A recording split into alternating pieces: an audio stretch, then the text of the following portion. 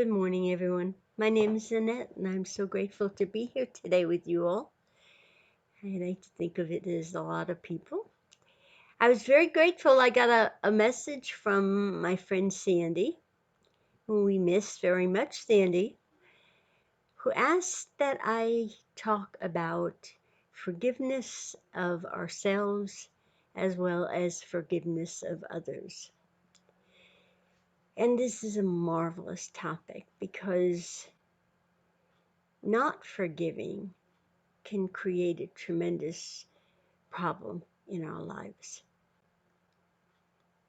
And when I first started thinking about it and working on myself more and more as time went on, there were people who I didn't forgive and couldn't even think that I wanted to. Why would I want to? I mean, first of all, luckily for me, they're not alive. They're not here anymore. So I don't have that to carry around. I don't have to see them, which must be harder to see someone that you couldn't forgive. But recognizing more and more how people carry things in their lives that came from their own areas of pain and growth. So if you've got someone, if I know someone who's seems to be very angry all the time, I could probably trace that back to the fact that they were not happy children. Maybe they weren't allowed to have fun. Maybe they were criticized a great deal. And in that process, they became angry. Maybe they never told anyone they were angry. They just sat in it and felt it and couldn't let go of the way they were feeling. If I can't let go of something, I know it's an area I've got to do some serious thinking on. I have to meditate on it. I have to say, okay, you're feeling a way that doesn't make you feel at peace or feel loving or kind. If I don't forgive someone for something that's yesterday, I'm carrying around a burden I don't need to. I'm giving something room in my head that's not the way I want to feel. Now, you see, it's not anybody else's job to make me feel good or to make me happy or to fill a gap in my life I want filled or whatever. It isn't someone else's job. It's mine because that's the only work I can do is on me. I can't change someone else. So if someone has uh, hurt me in some way that I feel like I can't let go of, that's exactly what I have to do. I have to sit there and get rid of it somehow, some way. Usually, people who carry a grudge have some things going on in them that they're not talking about.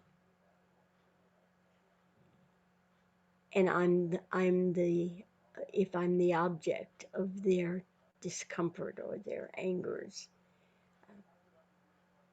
then they're going to have to work on theirs at some point in time or feel pretty miserable. It's not a comfortable feeling to hold a grudge against someone. Is it important? Is it really something I need to do? Forgiving ourselves is a very important part of what we do. We have to recognize that everyone makes mistakes. And the size of the mistakes are uh, made by us. We look at a mistake and say it's huge. We blow it out of proportion. We don't look at it in perspective to what happened prior to the mistake and what have we done to make ourselves feel better about it. I have a very dear friend who lives in this building with me.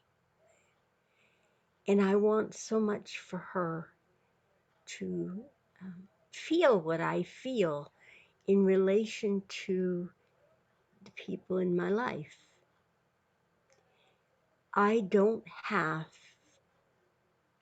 to expect people to be particularly as spiritual as I am, but I find it very hard when I feel I can't help. And I can't help someone else get rid of something that's weighing them down.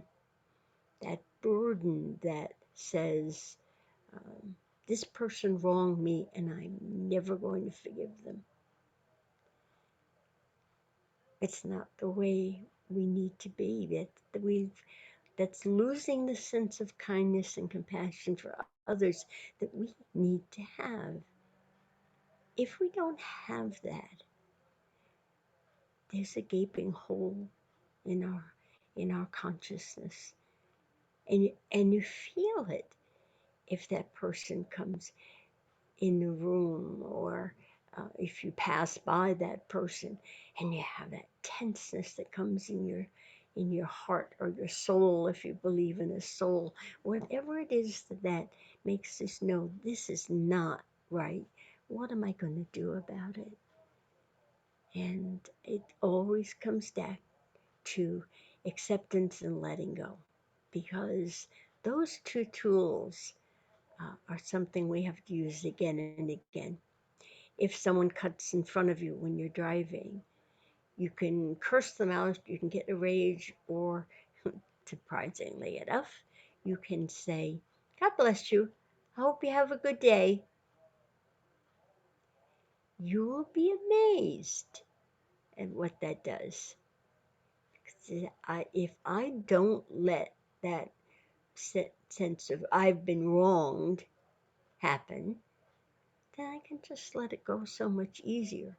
If I dwell on it and go over it and over it, and when I get home or before, pick up the phone and said, you won't believe what some asshole just did,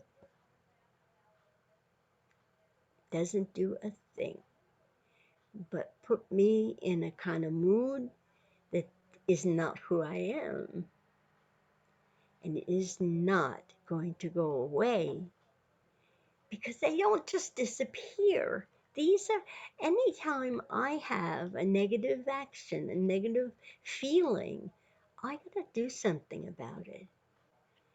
And if I can't forgive, I can at least let go. Now, when I'm in a situation where I'm not being forgiven for something, that's the time that I have to recognize my inability to change anyone else's views or attitudes. I can't do it. I can love that person just as much. I can love, if you can't do something, why should I love you less? That's would be such a waste of emotion.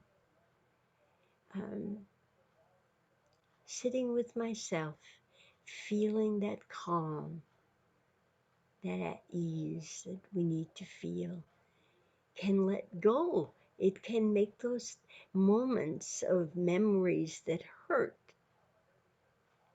either way, either in the fact that I am not letting go, I'm not forgiving, or in the fact that they can't forgive me. I have been perfect. I will never be perfect. But what I can be is kind. And I hope that that helps. Please let me know what you'd like to hear. It's been a joy when someone says, I really got a lot out of that. And I love sharing with you. I hope you all have a very good week. And we'll talk to you next week. Much love. Thank you.